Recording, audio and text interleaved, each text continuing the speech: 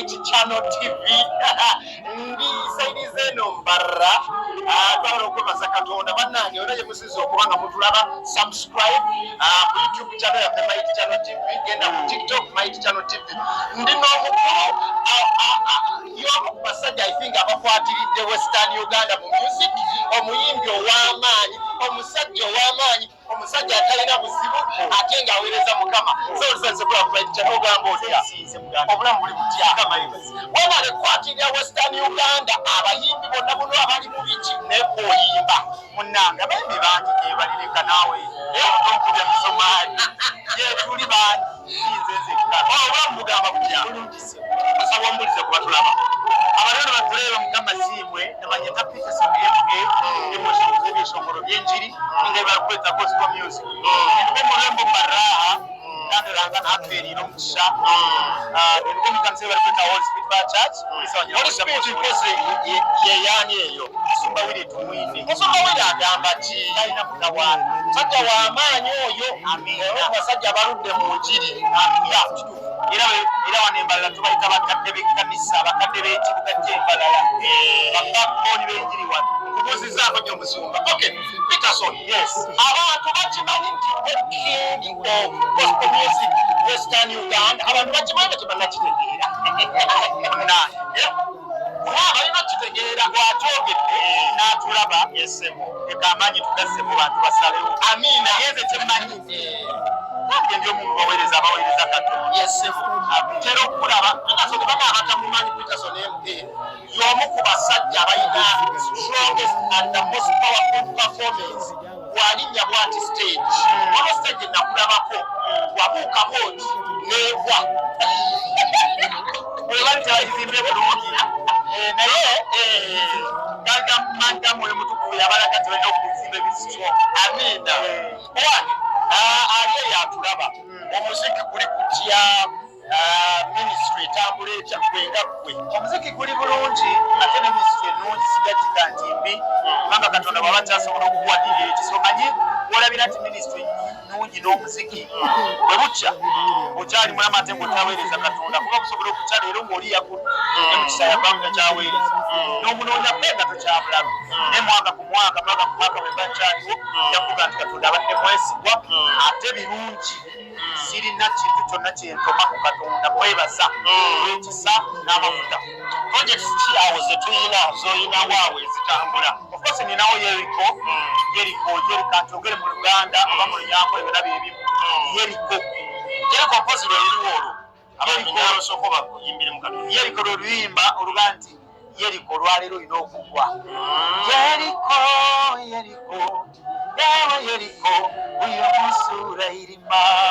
yakatsinze abantu nga bagweri kasoka biraza oli w'amaanyi kasoka andika Yeriko irakwa nga bonna emikono bagiwanise kitegeeza Yeriko erina okumwetiko amiina ekisenge kya Yeriko kirina okukwatiddewo projects kyawe endala z'olina naddala empya abantu abalezi balina okuba nga beesula ekisooka era Yeriko empya era yolimba baluyita ntabwo tuzongera kulira ekirega tetulida mu kukaaba na collaboration ne Luwine and Kata Vibes na collaboration ne Brother Weekend ona beeno bapya nga sibamanyi ojja bamanya ngabya zikola olaba nkoze nabo ojja bamanya Peterson oyagala nnyo okuyimusa abantu abapya simanyi lwaki abaana abo bwakwagala abaana abo alina okubayingira ebbanga ng'anoonya omuntu akusitula nga takulaba so kati nze Katonda yampita kubanga nange yampa ekisa embango gwenkwatako n'abaako gyatu by the way kyafaayo genda okinoonyerezeko sikola collaboration n'omuntu neefuune negwa wano wa collaboration akaliro mbangu wa amiina kale beera lwaweddeje oli ku YouTube Yeriko lwaweddeje namba collaboration z'abagaba anti tunaza uploadinga tugenda releasing next month video buli kimu kyonna byonna tu releasing audio ne video yes kale tuli mu kumalako 2025 tuyingira 2026 njagala onkubira torch nga gwe omuyimbi ow'amaanyi ba president bali nominated tugenda mu political season eno etegeeza ki entertainment industry nga gwe omuyimbi w'amaanyi ekisooka ngenda gamba bayimbi bannange bonna abandaba wegendereza okutalika ebyobufuzi mu minisitule yo kubanga biyinza okukuba ekigo oba n'olama. The moment you hold your politics in your music ministry, one, abantu bano kati banoonya aliko ennyama bamusumululire embwa zimulye oba zigende zimukwate zimuzaze zimugyeko ennyama eyo. So kitegeeza ki okusigala ku mulama ng'oweereza Katonda oba kwita ogenda okuyimba one zondaba sinalimba lwa politics bonna nenze bampita ku gaali zaabwe nenyimba okitegedde one buliba olimba politics ng'olukubira muntu n'odda sayidi emu n'akuta n'olupafominga nnyo balowoleza ddala nti oli wakibiina ate ffe tuli bayimbi tetulina kubeera omuyimbi kubeere era tebadinyala okubuza omuyimbi talina kubeera ne gwawagira olina okubeera ne gwowagira naye kikubeere nga kikisa munda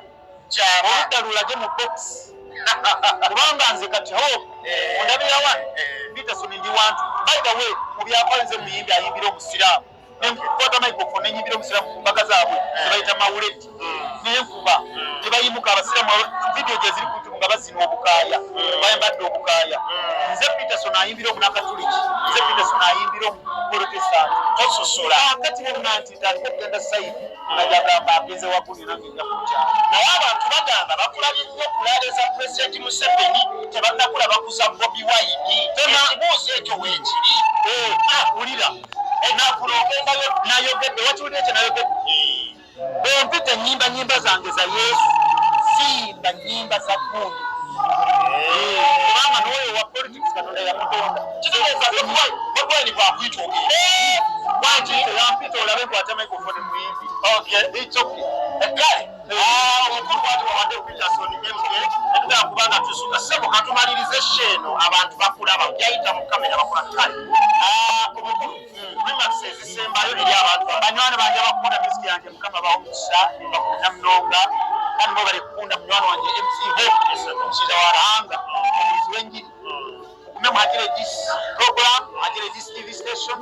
kandi ningo nikikunda mnonga mukama bayeze muki tweyanziza nakushemererwa ninye nachera byasuka Peterson MK as the king of gospel music Western Uganda so tweyanziza God bless